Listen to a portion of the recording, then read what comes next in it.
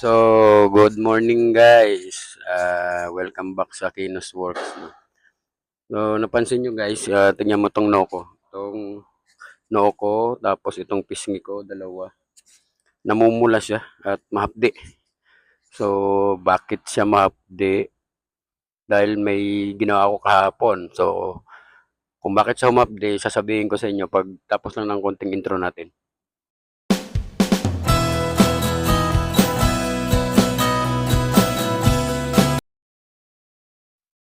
So, ayan na guys. Ito yung dahilan kung bakit masakit yung aking noo at saka mga pisngi, namumula siya. Dahil yan sa usok ng welding rod. Kasi kahapon, bumalik na ako sa dating ginagawa ko, yung pagko-convert. So, ganito. Ito yung welding ko. Yan. Tapos yan. Bali, ang ginamit kong welding rod dyan is dalawang klase.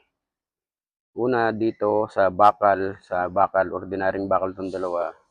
Ang ginamit ko dyan is 60-13. Pero bago ang lahat guys, ano lang, disclaimer lang no. Hindi po ako nag nagtuturo kung paano mag-welding dahil unang-una hindi po talaga ako magaling na welder. Uh, Natuto lang din po ako via experience pero hindi po talaga ako magaling na welder, hindi po ako nag-aral ng TESDA, wala po akong certificate. Kaya baka kasi may magalit sabihin ng pangit yung welding ko. So, marunong lang po akong mag-welding. So, ito ang welding ko kahapon. Yan. Ordinary. Tinatawag na ordinaryong welding rod. 60-13. Kasi ordinaryong bakal. Ordinaryong bakal to. So, dito naman, ordinaryong bakal to. Pundido. So, ang ginagamit dito is 70-18. Tinatawag na supersito. Yan, ito. So, 70-18 ang ginagamit niyan. Supersito. Tapos dito naman is ordinary, 60-13. Pero dito, pwede ka rin gumamit ng 60-11. Kaya lang, bihira kaming bumibili nun kasi medyo mahal. Itong ordinary, 60-13, itong mura-mura to eh, pang ordinary. Mostly ginagamit ganito.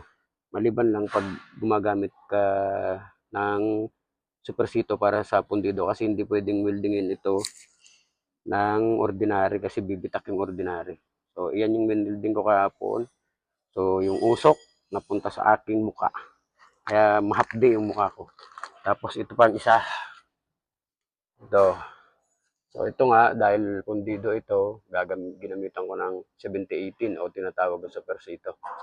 Tapos ito naman, 60-13, ordinary. So, pag welding yan pataas, so may technique pa rin na sila dyan tinatawag, pero hindi ko alam. So, para makuha mo yung pag-welding ng ganyan na maayos,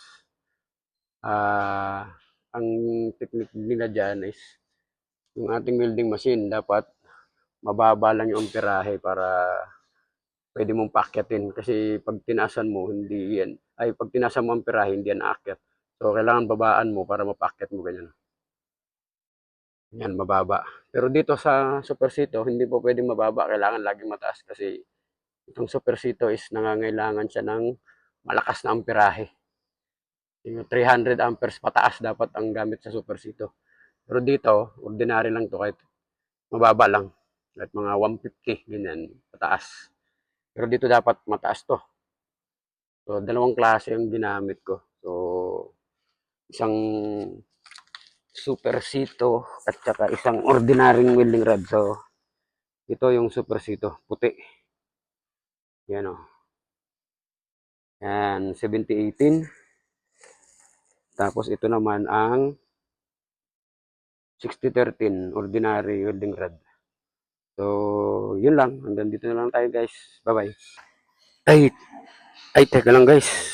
Baka may magalit. Baka sabihin nila eh, pinakita ko yung welding ko tapos hindi ko man lang nilinis. So, nilinis ko na guys. Din-render ko na. Ayan oh. Tapos ito pa. Din-render ko na rin oh. Oh, para okay na siya. Sabihin na talagang malinis na yung pagka-welding. So, yun lang. Bye-bye.